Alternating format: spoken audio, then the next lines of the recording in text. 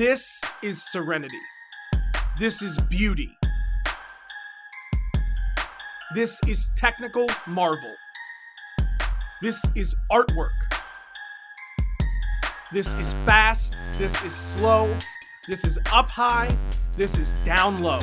This is frustration and madness. This is shenanigans.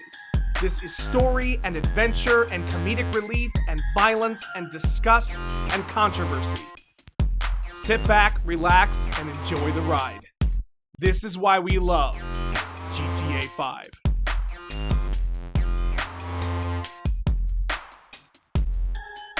The world of GTA 5 is a meticulously crafted masterpiece. It overflows with rich and expanding sunsets, pristine waters, and Monet skies. If you've never been to LA, here is your golden opportunity. And while it may not be the real thing, no one can deny the detail that Rockstar managed to capture in this marvelous city of Los Santos. Talk to anyone that spent time on the streets of LA, and they will get chills when they see a building in the GTA game world that they once lived in real life.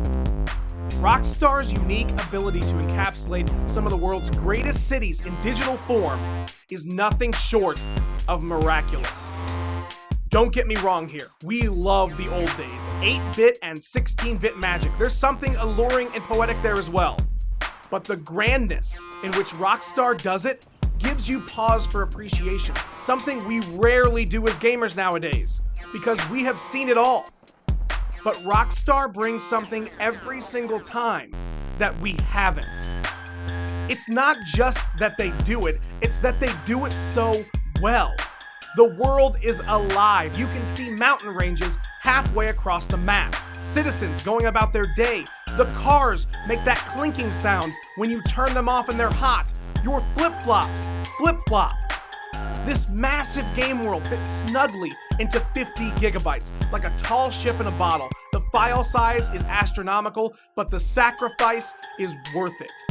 It isn't just fun to look at, though. It's fun to be in, it's fun to explore in, and it's fun to hang out in with your friends. But these are all counterparts to the larger experience, an experience which is induced by the energy that these magnificent landscapes generate.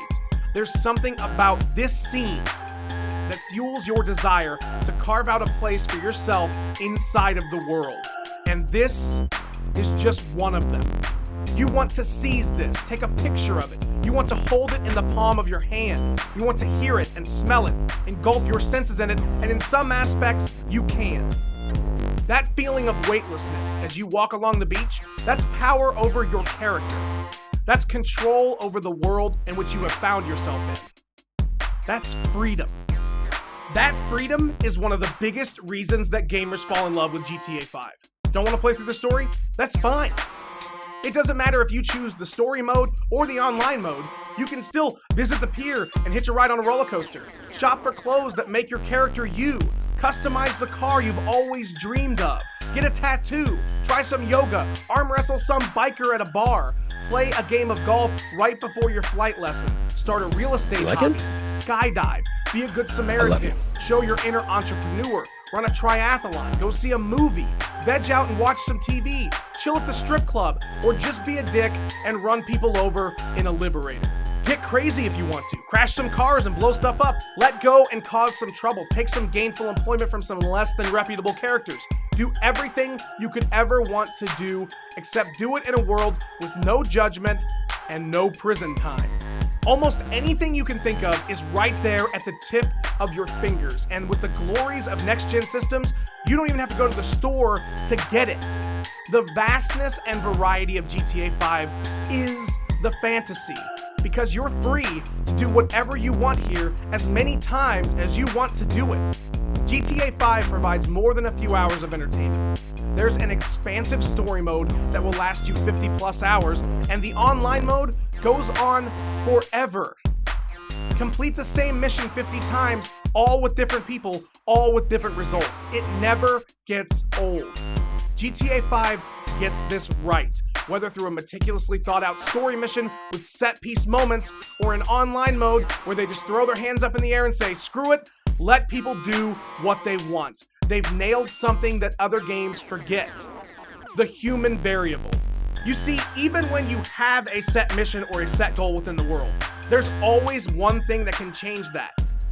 People. GTA 5 isn't just a game, it's a community. A living, breathing city that never sleeps.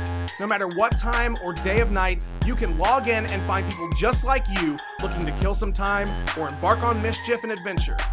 GTA 5's online communities make it easy to connect with friends or enemies and to make new ones. And this constant influx of people walking in and out of the game world makes every day a new experience. They didn't just make a game.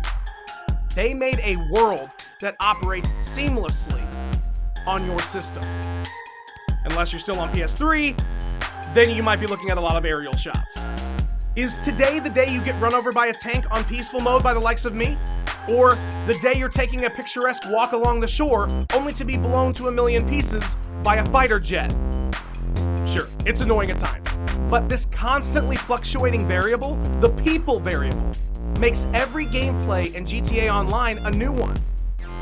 But despite my freedom to shoot you with a firework rocket launcher while you're shopping for clothes, Rockstar has managed to get total strangers to work together. Something nearly impossible with all this freedom.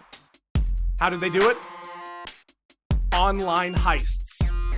Regular missions are a free-for-all, but if you want the big money, the big rewards, you're gonna have to stick together because it is no man left behind in the heists. Anybody dies and your money is gone. Mission over. Fail. You're forced to get the 13-year-old on the other end of the microphone to actually cover you as you infiltrate the lab.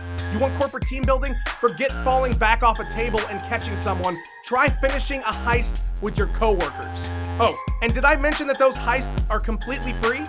Yeah, they didn't come out for over a year, but that massive update was free if you bought GTA 5.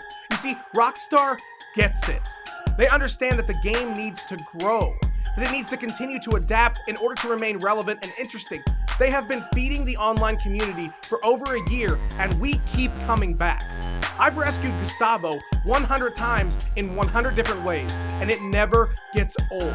And this is content that I already paid for when I bought the game.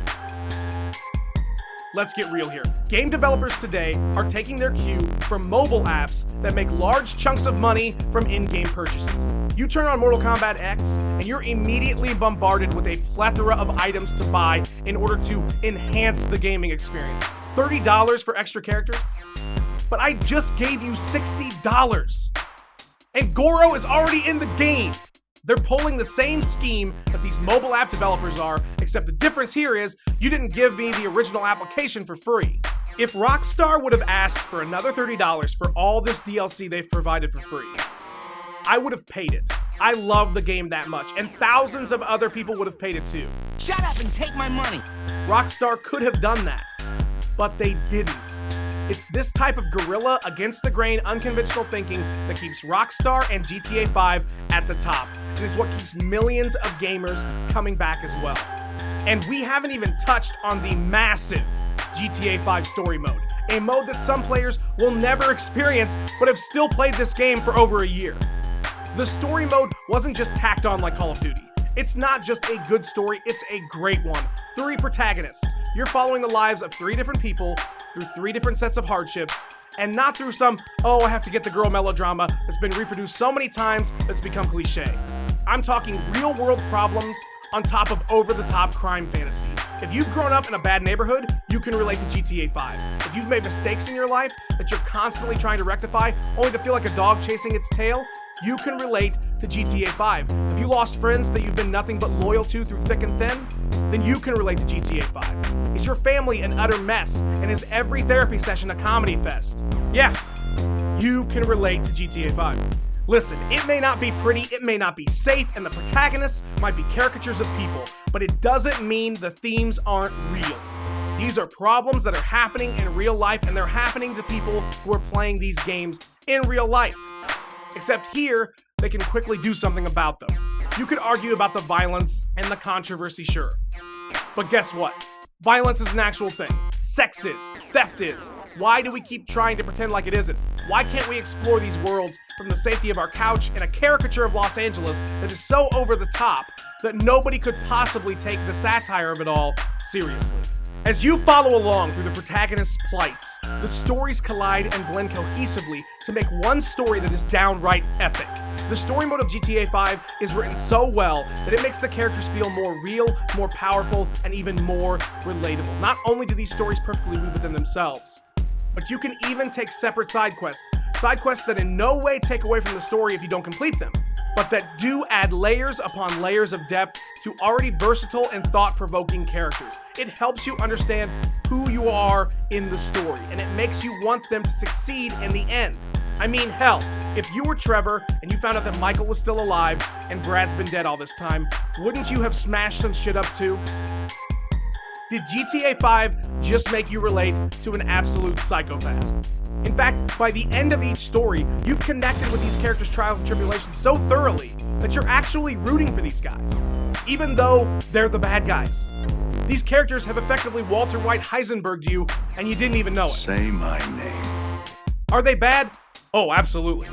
But just like Breaking Bad, you're pulling for your characters to somehow find some redemption in the end, even if it's just for themselves. And while the game allows choices and endings, if you picked any route but C, you simply have no soul. I go to church. I'm a Christian. You don't know me. You're not God. Or you didn't much care for the narrative. But the fact that it's so damn hard to go with any option but C, despite the fact that both Michael and Trevor are horrible human beings, is a testament to just how incredible the writing and immersion in this world of GTA 5 is. It does not hurt that Devin Weston is a giant douchebag either. Loved, hated, praised, scorned. GTA 5 is at this moment the pinnacle of what we can achieve in gaming technically. It takes chances, it is bold, it is in your face. It's all the things, past and present, that gaming has been both revered for and despised for. But when you strip all the noise away, what you have is a game that could be fun for someone who just wants to take a tour of Los Angeles, but doesn't have the cash for a plane ticket. Or a person who thinks it would be hilarious to drive a tank down the freeway while listening to the theme song from Smokey and the Bandit because the game allows it. GTA 5 is whatever you want it to be. It's more a reflection of yourself than of the game, what it is you choose to do. And that is why we love Grand Theft Auto 5.